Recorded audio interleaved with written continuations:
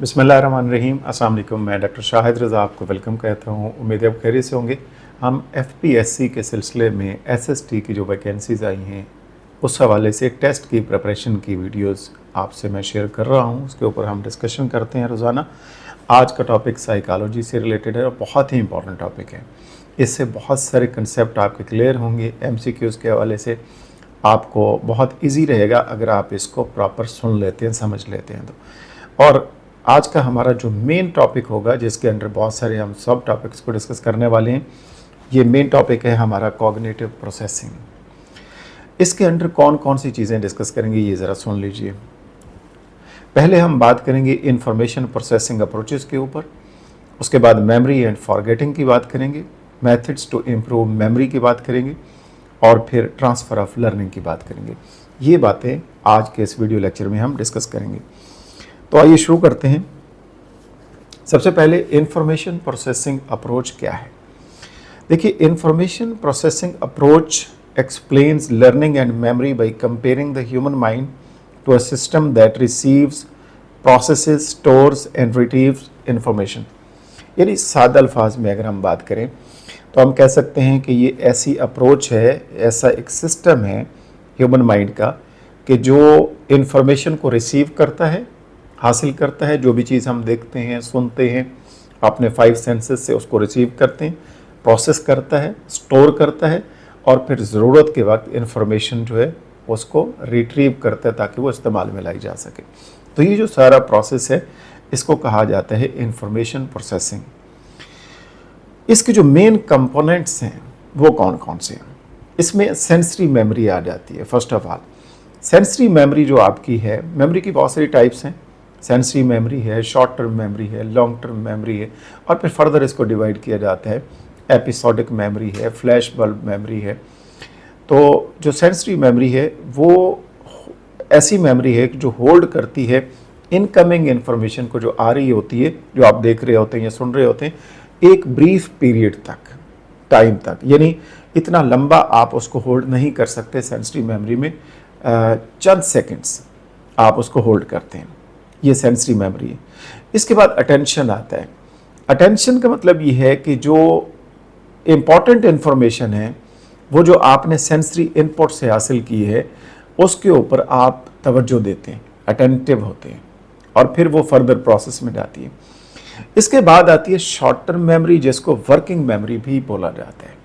Short term memory का जो time span है ये भी लिमिटेड अमाउंट ऑफ इंफॉर्मेशन जो है आप एक शॉर्ट टाइम के लिए महफूज कर सकते हैं। इसके बाद लॉन्ग टर्म मेमोरी आता है। लॉन्ग टर्म मेमोरी स्टोर करती है इंफॉर्मेशन को लॉन्ग पीरियड्स के लिए और बल्कि परमानेंटली आपकी ज़िंदगी में वो चीज़ स्टोर हो जाती है, उसको आप रिट्रीव कर सकते हैं, इस्तेमाल कर सकते हैं।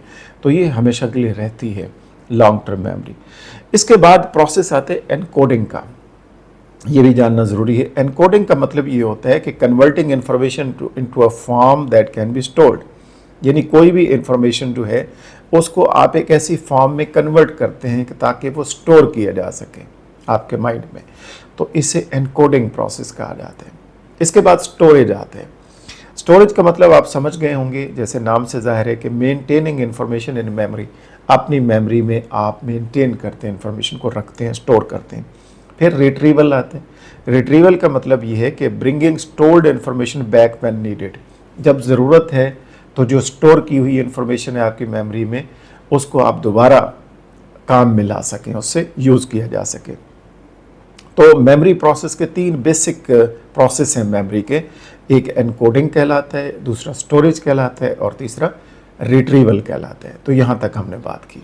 अब हम फर्दर मेमोरी एंड फॉरगेटिंग की तरफ जाते हैं और सबसे पहले मेमोरी को देखते हैं। मेमोरी बेसिकली क्या है।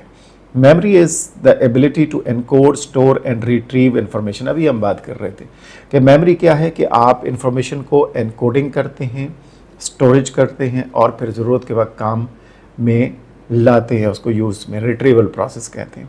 टाइप ऑफ मेमोरी हम पहले डिस्कस कर चुके हैं। सेंसरी मेमोरी है जो सेंसरी इंफॉर्मेशन को बहुत ही ब्रीफ मुख्तसर वक्त के लिए स्टोर करती है और इसकी कैपेसिटी बहुत लिमिटेड होती है। शॉर्ट टर्म मेमोरी जिसे STM कहा जाता है, short term memory, temporary storage है ये भी, और लिमिटेड कैपेसिटी है इसकी। इसके बाद वर्किंग मेमोरी है, और ये working memory actively manipulates and process information. ये चल रहा होता है, जब भी आप कोई चीज़ देख रहे हैं, सुन रहे हैं, किसी प्रोसेस से गुजर रहे हैं, कोई काम कर रहे हैं, तो ये वर्किंग मेमोरी आपके साथ चल रही होती है। इसके बाद लॉन्ग टर्म मेमोरी है जिसे LTM कहा जाता है। ये परमानेंट स्टोरेज होती है जो हमेशा रहती है आपके साथ। लॉन्ग टर्म मेमोरी को फर्दर डिवाइड किया गया है। एक इसकी टाइप जो है, सब टाइप एक्सप्लिसिट या डेक्लरेटिव मेमोरी कहलाती है, और दूसरी इम्प्लिसिट या नॉन डेक्लरेटिव मेमोरी कहलाती है। अब जो एक्सप्लिसिट या डेक्लरेटिव मेमोरी है ये कॉन्शियस रिकॉल है, यानी आप को पता होता है, आप रिकॉल करते हैं, उसके ऊपर आप जोर देते हैं, चीज़ों को समझते हैं, फिर आप रिकॉल करते हैं। और इसके भी दो सब टाइप्स हैं फर्दर डेक्लरेटिव मेमोरी की, या एक्सप्लिसिट मेमोरी कहा जाता है, एपिसोडिक और सीमेंटिक। एपिसोडिक का मतलब ये है कि पर्सनल एक्सपीरियंसेस या इवेंट्स जो होते हैं उसको आप याद रखते हैं, स्टोर करते हैं और अपनी मेमोरी का हिस्सा बनाते हैं। एपिसोडिक, कोई भी एपिसोड से आप जहन में रख लें कि ज़िंदगी में बहुत सारे इवेंट्स हैं, बहुत सारे एपिसोड हैं, बहुत सारे पर्सनल एक्सपीरियंसेस हैं, उसको आप स्टोर करते हैं, मेमोरी का हिस्सा बनाते हैं। This is called episodic memory. और दूसरी जो है सीमेंटिक है। सीमेंटिक का मतलब ये है कि जो फैक्ट्स हैं और जनरल नॉलेज है उसको आप अपनी मेमोरी का पार्ट बनाते हैं। तो ये दोनों रिलेटेड हैं डिक्लेरेटिव मेमोरी में, जिसे एक्सप्लिसिट मेमोरी भी कहा जाता है। ये बेसिकली कॉन्शियस रिकॉल होता है। दूसरा इम्प्लिसिट या नॉन डिक्लेरेटिव मेमोरी, यानी बहुत सारी स्किल्स हैं, बहुत सारी हैबिट्स हैं, ये जो चीज़ें हैं ये नॉन डिक्लेरेटिव मेमोरी में आती हैं। अब हम फॉरगेटिंग की बात करेंगे। फॉरगेटिंग का मतलब है भूल जाना। जहाँ मेमोरी है वहाँ पे बहुत सारी चीज़ें इंसान भूल जाता है। तो forgetting means failure to retrieve previously learned information, कि पहले आपने कभी याद किया था कुछ लेकिन अब आपको याद नहीं आ रहा, तो आप भूल गए हैं आप, तो दिस इज़ कॉल्ड फॉरगेटिंग। तो इसमें जो इम्पॉर्टेंट पॉइंट्स हैं वो आता है डीके। डीके का मतलब ये है कि memory weakens with time when not used, यानी जब आप मेमोरी में पड़ी हुई चीज़ों को रिकॉल नहीं करेंगे, यूज़ नहीं करेंगे, तो वक्त के साथ साथ वो वीकन हो जाए, कमज़ोर होती जाएगी आपकी मेमोरी। तो ये डीके प्रोसेस कहलाता है। फिर इसके बाद रिट्रीवल फेलियर होता है, यानी इन्फॉर्मेशन इज स्टोर्ड, इन्फॉर्मेशन तो स्टोर है but can not be accessed at the moment, लेकिन वक्ती तौर पे आपको चीज़ याद नहीं आ रही। जैसे इम्तिहान में आप तैयारी करके जाते हैं बाज़-औक़ात और सवाल आपको याद होता है, बट जब आप लिखने लगते हैं तो अचानक वो चीज़ ज़हन में नहीं आती। तो इसे कहते हैं रिट्रीवल फेलियर, यानी चीज़ तो पढ़ी है लेकिन उसको आप रिट्रीव नहीं कर पा रहे, रिट्रीवल फेलियर, ये भी फॉरगेटिंग में। और फिर मोटिवेटेड फॉरगेटिंग, ये आप नया सुन रहे होंगे, यानी अनप्लेजेंट इन्फॉर्मेशन में बी कॉन्शियसली और अनकॉन्शियसली अवॉइडेड, यानी जो आपको अच्छी नहीं लगती ना चीज़, अनप्लेजेंट इन्फॉर्मेशन होती है कोई भी किसी तरह की, तो वो भी कॉन्शियसली कह लें या अनकॉन्शियसली कह लें, वो भी आप भूल जाते हैं, वो भी याद नहीं रखते। तो मोटिवेटेड फॉरगेटिंग। तो अब हम बात करते हैं मेथड्स टू इम्प्रूव मेमोरी, यानी कौन से ऐसे मेथड्स हैं जिसको इस्तेमाल में लाकर आप अपनी मेमोरी को बेहतर कर सकते हैं। तो इसमें कुछ इफ़ेक्टिव मेथड्स हैं फॉर इम्प्रूविंग मेमोरी, जिसमें अटेंशन है सबसे पहले, यानी जितनी तवज्जो देंगे आप उतना आप बेहतर मेमोराइज़ कर सकेंगे, मेमोरी में चीज़ें आप बिठा सकेंगे। तो कंसंट्रेशन जो है वो बड़ी इम्पॉर्टेंट है। फिर रिहर्सल है। रिहर्सल का मतलब ये कि प्रैक्टिस करना, बार बार दोहराना, रिपीट करना इन्फॉर्मेशन को रेगुलरली। फिर इलेबोरेशन है। इलेबोरेशन का मतलब ये होता है कि नई इन्फॉर्मेशन जो आपके पास आ रही है और जो एग्जिस्टिंग इन्फॉर्मेशन आपके पास मौजूद है उसके साथ कनेक्ट करना, कनेक्शन बनाना, तो इससे भी मेमोरी बेहतर होती है आपकी। इलेबोरेशन कहते हैं। फिर चंकिंग है, ये बहुत ही इंपॉर्टेंट है, सवाल भी बाज़ औक़ात पूछा जा सकता है। चंकिंग का मतलब ये होता है कि आप जो इन्फॉर्मेशन है उसको डिफरेंट मीनिंगफुल यूनिट्स में आप डिवाइड कर देते हैं, चंक्स बना लेते हैं छोटे छोटे। जैसे फ़ोन नंबर होता है, 0300 का एक चंक है, फिर अगला दूसरा चंक है, तो इसके फ़ोन नंबर के 3 चंक्स भी बाज़ औक़ात आप देखते हैं लिखे होते हैं।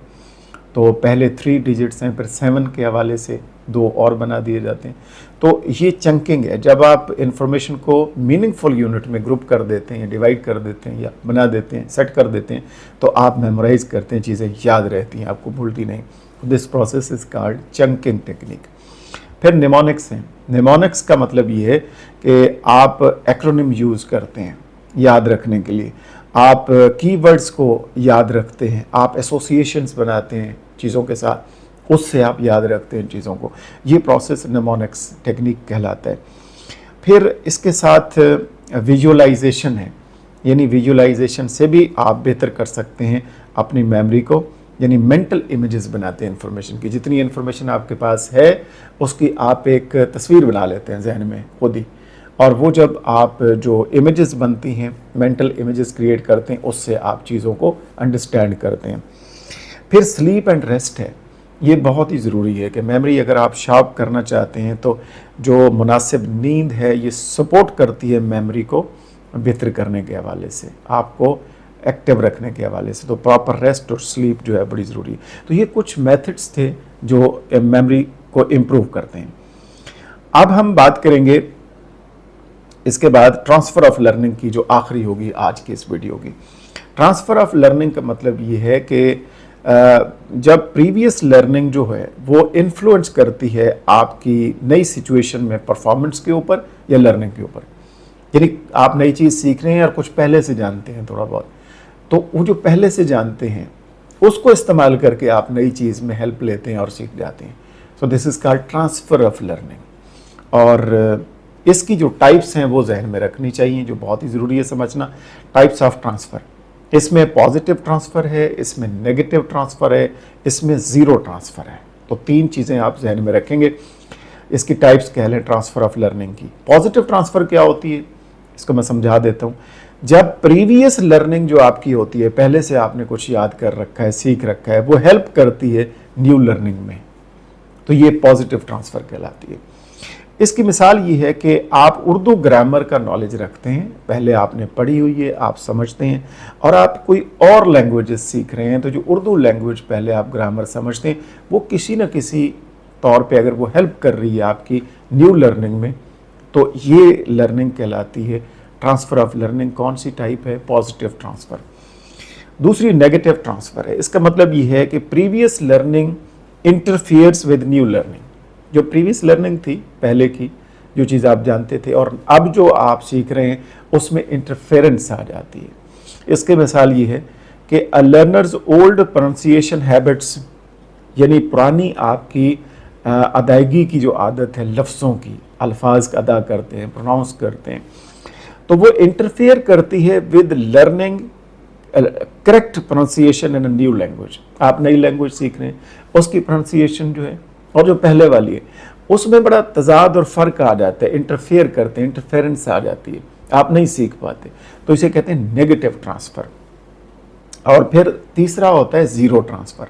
ज़ीरो ट्रांसफ़र का मतलब ये होता है कि प्रीवियस लर्निंग जो है वो कोई सिग्निफिकेंट इफ़ेक्ट नहीं रखती नई लर्निंग पे, यानी उसको कोई फ़र्क नहीं पड़ता, कोई असर नहीं होता। तो जब कोई असर नहीं होता, कोई सिग्निफिकेंट इफ़ेक्ट नहीं होता, पहले कुछ और था जो आपने याद किया हुआ था, सीखा हुआ था, अब कुछ और है, कोई उसमें सिग्निफिकेंट जो है उसका इफ़ेक्ट, असर नहीं आ रहा, तो इसे कहते हैं ज़ीरो ट्रांसफ़र। तो ये तीन टाइप्स हैं, positive transfer, negative transfer and zero transfer of learning. इसके अलावा बहुत सारी और भी हैं, जैसे नियर ट्रांसफ़र, यानी applying learning to a similar situation. एक जैसी सिचुएशन है तो उसमें आप बहुत सारी चीज़ें अप्लाई करके सीख जाते हैं, तो नियर ट्रांसफ़र। इसी तरीके से फार ट्रांसफ़र, यानी applying learning to a different or new situations. वहाँ पे सिमिलर सिचुएशन थी नियर ट्रांसफ़र की, यहाँ पे नई सिचुएशन है, डिफरेंट सिचुएशन है, उसमें आप अप्लाई करते हैं लर्निंग जो पहले आपकी होती है, इसे फार ट्रांसफ़र कहते हैं। फिर फैक्टर्स अफेक्टिंग ट्रांसफ़र जो है, बस आखिरी हम बात करेंगे कि जो ट्रांसफ़र ऑफ लर्निंग है उसमें कौन से फैक्टर्स असरअंदाज हो सकते हैं। Similarity between old and new situation, अगर पुरानी वाली और नई वाली चीज़ें जो आप सीख रहे हैं उसमें अगर सिमिलैरिटी आ जाती है तो ये फैक्टर्स अफेक्ट करते हैं। फिर understanding rather than rote learning. Rote learning आपने रट्टा लगाया हुआ है, आपने मेमोराइज़ किया हुआ है और क्रैमिंग की हुई है, तो उसकी बजाय आप जो है अंडरस्टैंडिंग से काम लेते हैं, तो understanding rather than rote learning. तो रोट लर्निंग की बजाय आप अंडरस्टैंडिंग से काम लेंगे तो अच्छी होगी, और अगर नहीं लेंगे तो इफ़ेक्ट होगी। फिर प्रैक्टिस है, जितनी प्रैक्टिस करेंगे बेहतर होगी, प्रैक्टिस नहीं करेंगे तो ट्रांसफ़र ऑफ लर्निंग जो है वो उस तरीके से नहीं होगी। फिर लर्नर्स मोटिवेशन है, कोई भी सीखने वाला उसकी मोटिवेशन है, इंटरेस्ट है, दिलचस्पी है, ज़्यादा ट्रांसफ़र ऑफ लर्निंग होगी। लेकिन मोटिवेशन नहीं है तो नहीं होगी। प्रायर नॉलेज, अगर आप पहले से कुछ जानते हैं तो नए आप जो जानने वाले हैं या जानने लगे हैं उसमें हेल्प करेगा वो पहले वाला प्रायर नॉलेज आपका। ये भी है, अगर नहीं है तो ये भी इफ़ेक्ट करेगी चीज़ आपके ट्रांसफ़र पे। तो ये चीज़ें हैं कुछ जो हमने डिस्कस की हैं, जिसमें हमने इंफॉर्मेशन प्रोसेसिंग की बात की, जिसमें हमने मेमोरी की बात की, फॉरगेटिंग की बात की, और फैक्टर्स अफेक्टिंग फॉरगेटिंग की बात की, ट्रांसफ़र ऑफ लर्निंग की बात की। तो यहीं पे ख़त्म करते हैं, फिर इंशाल्लाह बात करेंगे। बेस्ट ऑफ लक, अल्लाह हाफ़िज़।